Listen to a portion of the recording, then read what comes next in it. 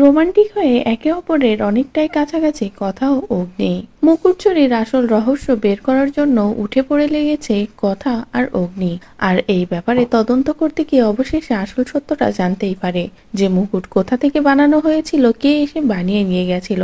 তিলকই যে এই সবটা করেছে সেটা কথা আর অগ্নির কাছে পরিষ্কার। এই কারণে কথা ও অগ্নি ফিরে এসে সবাইকে সত্যটা বলে, কিন্তু কথা এটাও বলে কিভাবে সবটা সাকসেস করতে হবে। তবে এই ব্যাপারে যখনই আশ্রমের কারোর সাহায্যের দরকার হয় ঠিক তখনই সব রকম সাহায্য করতে চলে আসে গৌরী। গৌরী বলে আমি সবকিছু নিয়ে এসে দেব, ঠিক যেটা যেটা দরকার। আর গৌরী নিজের কথাও রাখে। আশেপাশে অনেকের কাছ থেকে এমনকি আশ্রমেও থাকা কিছু জিনিসপত্র নিয়ে কথার কাছে দেয় আর বলে এগুলোতেই তোমার সবটা হয়ে যাবে। আর সবাই বাইরে আছে, চাবিটা আমার কাছে আছে, তুমি একদম চিন্তা করো না, ঠিক সময় মতো দরজাটা খুলে দেব। যে কথা শুনে তো কথা তৈরি হতে শুরু করে, কিন্তু ফার্স্টেই কথা যখনই হাতে আলতা পরে নেয় তখন পরবর্তীতে কথা কিভাবে সবটা করবে সেটা দেখে অগ্নি রেগে গিয়ে অগ্নি নিজেই বলে আমি সবটা করে দিচ্ছি।